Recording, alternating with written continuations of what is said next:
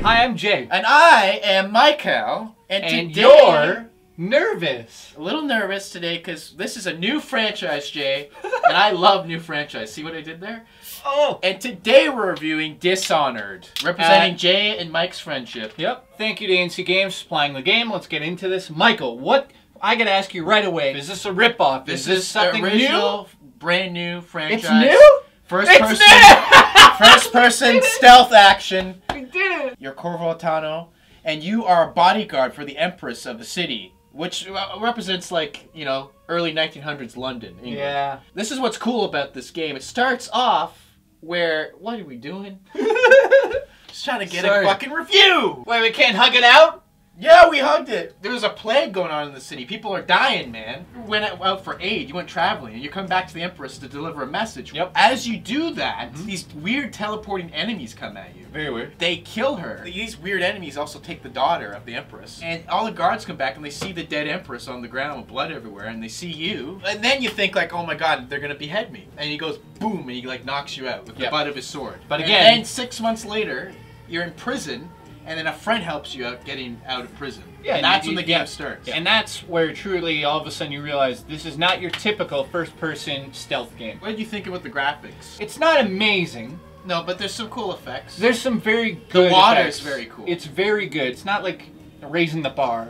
It's lowering it a little bit. It felt a little rushed in terms of some of the textures. Especially the facial animation. Exactly. But thankfully, the gameplay and the story make up for all of that crap. I thought the voice acting was pretty good. What I loved about this game is all the little places to hide. There's like 5 different ways to complete a task. There's just things around the city called these light walls of electricity.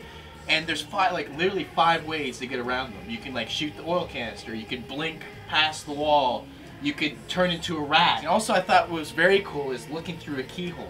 And you can literally change the perspective and see if anyone's behind the door. To see, like, hey, should I bust this door open? Should I find a way to sneak into this room? A lot like Deus Ex, but this was just really cool, the way that they did that. Reminded me of, like, Bioshock, because one hand is special abilities and the other hand's, like, the sword. What I loved, though, was the gadgets. I mean, the crossbow was awesome. What I thought was very unique was the heart. It detects 2 things. It detects the runes, which buys you powers, detects the bone charms, and this increases your supernatural abilities. But you can only wear 3 bone charms at the same time. Where you're close to a rune or bone charms, it kind of beats really quick. And also you see the icons of where everything is. Well, it's like a hot and cold game. Because you whip the heart out and you're like, okay, over here, no, over here, no. The heart tells you the truth, which I thought was a very creepy and unique idea, where you're in the village and you see like people who are coughing and are kind of sick, and you go, truth me. A female voice will whisper like, these people haven't eaten for weeks. It adds to the game. What makes this a cut above like other assassin games is these special abilities that you have, where you can kind of combine them and combine with the gadgets. Let's talk about the powers for a bit. The one that you're going to use the most is called Blink, and it's also the first one available. That allows you to teleport. There's a distance, but then you upgrade it and you go further and make it stronger, but that adds a huge dynamic to the game. It's like in Minecraft when you do slash jump to, it goes...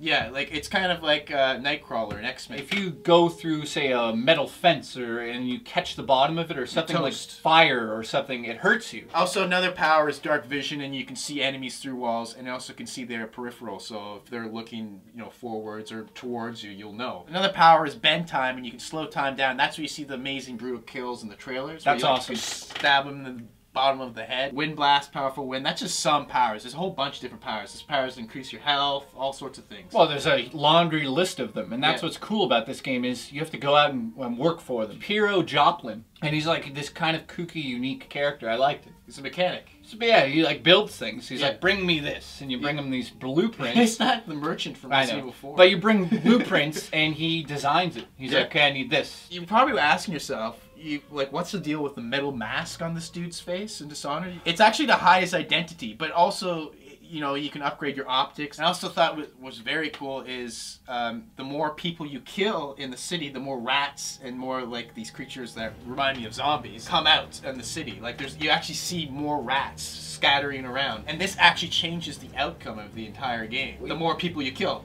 you can not kill people. And you get a different outcome. Yeah. No rats really. But that's a challenge. That go through the whole game without killing anyone. Or there's rats that are in your path, and you go, how am I gonna get to there? And there's dead body. You pick up the dead body, you throw it over there, and the rats go, and then you can go. Little puzzles, little cute puzzles. So like going in your bedroom. To get in your room, I gotta like choose. Do I go over the hookers or do I move them? So I pick them up, throw the corpse. Thank you for lying, not telling the truth about male prostitutes. Yeah.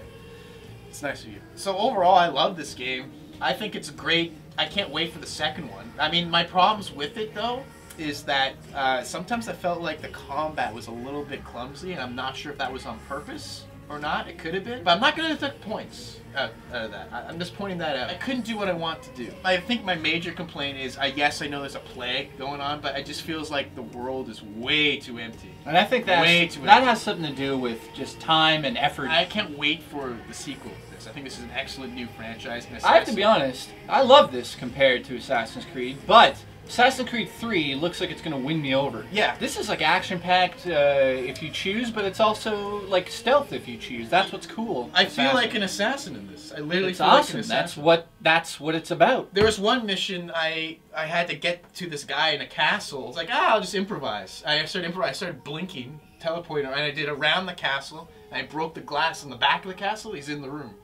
I went past all the guards. So that was it. You're brilliant. You're a smart man. You're better than everyone. It was a fluke, and you're better than everyone. It feels so empty, and I think they could have made this world way more alive and populated than it is. Even with just subtle motions in certain things. Because they trick you. Because you see like bodies being buried, and you see like big boats coming in. Well, basically, but you don't see the people. I know their excuse was everyone's dead or dying. The story, I think, is right off the bat. You know, you're Dishonored. Like you're a good guy, instantly turn into a bad guy in the whole game. You're proving yourself that you're a good guy, but at the same time... Well, what if you're killing people? No, that's the thing. That's what's so amazing. Because you're proving yourself, you're asking yourself, wait a minute, I'm not a good guy. I'm a really bad guy. I know. Now you really know what it feels like to be yourself. I give it 8.5 out of 10. That's what I was trying to say. 8.5 out of 10. I like you. How do you give it?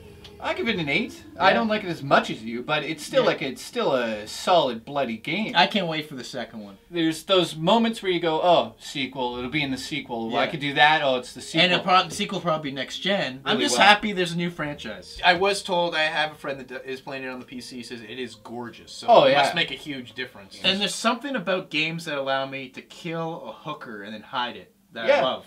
If I can kill a hooker and hide the hooker's dead body, I love the game.